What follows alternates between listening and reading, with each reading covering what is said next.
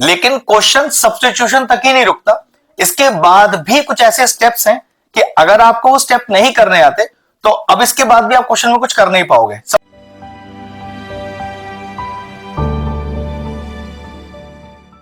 Hello friends, आज हम topic discuss करें क्लास 12 से चैप्टर 11 इंटीग्रेशन। एक बहुत ही शानदार सा क्वेश्चन लिया है, 4 मार्क्स के मिनिमम वेटेज रखता है। क्वेश्चन में जिस तरह के लॉजिक्स लगेंगे, अगर इस तरह के क्वेश्चन आपने किए नहीं हुए तो फिर पेपर में इसे अटेम्प्ट करवाना थोड़ा मुश्किल हो जाएगा। देखो मैं क्या कहने वाला हूं। सबसे पहले क्वेश्चन कौन सी कैटेगरी को बिलोंग करता है? कैटेगरी है सब्स्टिट्यूशन मेथड। वो मुझे कैसे पता चला? sin x plus cos x आपको न्यूमरेटर में लिखा हुआ है, तो सोचो कि ऐसा क्या लेट लो कि जिसका derivative sin x plus cos x आ जाए। भाई इसी को तो सब्स्टिट्यूशन मेथड बोलते हैं। तो सोचो sin x आपके आंसर में आ जाए, उसके लिए आप क्या लेट लो? पक्की बात है आपको cos x लेट लेना पड़ेगा, और cos x आंसर में आ जाए इसके लिए आपको क्या लेट लेना है? sin x। लेकिन एक दिक्कत है कि जब आप cos x को लेट लोगे तो उसका डेरिवेटिव तो माइनस का sin x आएगा, जबकि आपको तो ऊपर प्लस चाहिए। तो लेट लेने का लॉजिक किस तरह से रखना है कि डेरिवेटिव करने पर sin x plus cos x आ जाए। जरा ध्यान से देखो आप, मैंने लेट लिया sin x माइनस का cos x को t। अब देखो इससे क्या मिला? sin x का डेरिवेटिव तो cos x हो गया माइनस, अब cos x का डेरिवेटिव माइनस sin x, एक माइनस पहले से मौजूद है तो देखो प्लस x हो गया, dx is equal to dt। तो कितना आया मेरे पास? cos x plus sin x dx। Check करो ऊपर, sin x plus cos x dx, sin x plus cos x dx। Numerator तो मैच हो गया, लेकिन क्वेश्चन सब्स्टिट्यूशन तक ही नहीं रुकता, इसके बाद भी कुछ ऐसे स्टेप्स हैं कि अगर आपको वो स्टेप नहीं करने आते तो अब इसके बाद भी आप क्वेश्चन में कुछ कर नहीं पाओगे। समझ लो कि आप अपना न्यूमरेटर तो लेके आ चुके हो, ऑलरेडी मैच हो गया, लेकिन दिक्कत है इस तरह का टर्म आप कैसे इंट्रोड्यूस करोगे। अब उसके लिए देखो लॉजिक क्या है, इसलिए ये एक शानदार क्वेश्चन है। देखिए क्या मैं क्या करूंगा, ये जो मैंने लेट लिया है ना टी, इसी में कुछ मैं चेंजेस करने वाला हूं। देखो ना ध्यान से, सबसे पहले हमने लिखा sin x minus cos x is equal to T, और देखो इस पूरे के पूरे को मैं ट्रांसफॉर्म करके ले आऊंगा इस वाले एक्सप्रेशन में। बस यही इस क्वेश्चन का ट्विस्ट है। सबसे पहले मैंने क्या किया, मैंने स्क्वायरिंग ऑन बोथ साइड्स किया। तो चलो स्क्वायरिंग करते हैं। तो यहां तो a माइनस बी का होल स्क्वायर होगा, तो ये होगा sine square plus cos square minus का 2 sin x cos x is equal to T square. ठीक है, अब ट्रिग्नोमेट्रिक आइडेंटिटी है कि sine square plus cos square 1 होता है, 1 लिख दीजिए, माइनस का what is 2 sin x cos x, I think sin 2x होता है, तो sin 2x 11th क्लास का ट्रिग्नोमेट्री है, is equal to T square. Check करो, sin 2x चाहिए था, sin 2x तो आ गया। अब देखो मैंने क्या किया, sin 2x माइनस का है उसको इधर ले गया, टी स्क्वायर को इधर ले आया, तो 1 minus T square is equal to sin 2x। sin 2x match.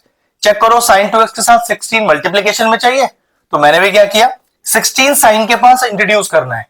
अब ऐसे में 16 तो वहां लिख नहीं सकता, तो क्या करूं, मल्टीप्लाइंग 16 ऑन बोथ साइड्स। तो चेक करो, 16 मल्टीप्लाई किया दोनों तरफ, तो इधर आ गया 16 sin 2x।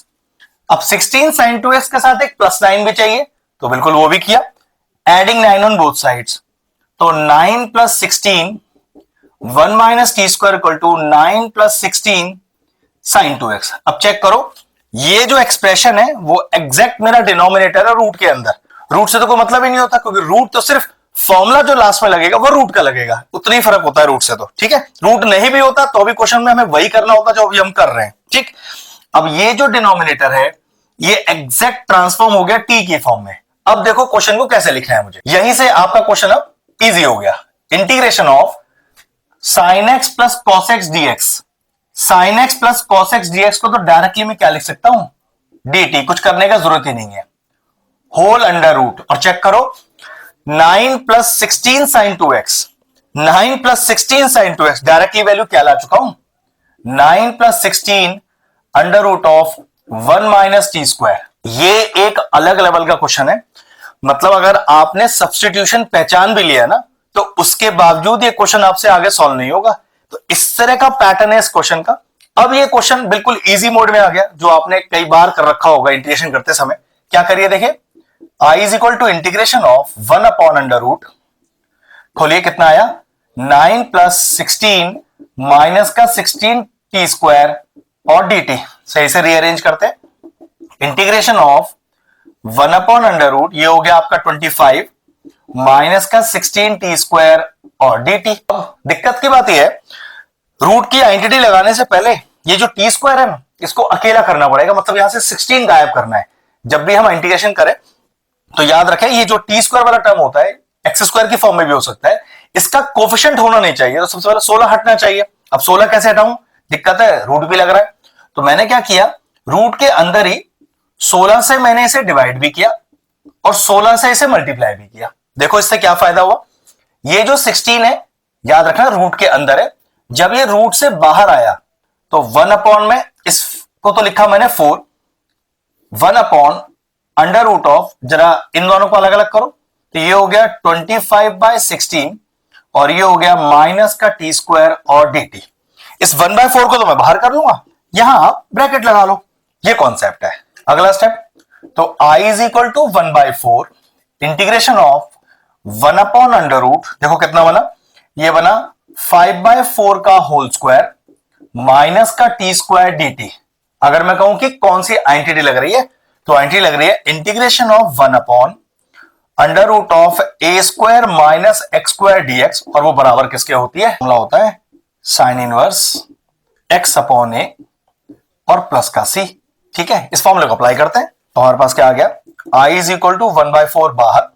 अब देखो ध्यान से, साइन इनवर्स x/a, तो साइन इनवर्स x कितना है, वो हमारा t है, अपॉन a कितना है, वो है 5/4 और प्लस का c, ये 4 चला गया ऊपर, तो I = 1/4 साइन इनवर्स 40/5 और प्लस का c। अब लास्ट में बस करना क्या है, जो हमने t लेट लिया था बस उसे यहां इंसर्ट करना है, आ गया आंसर अपना।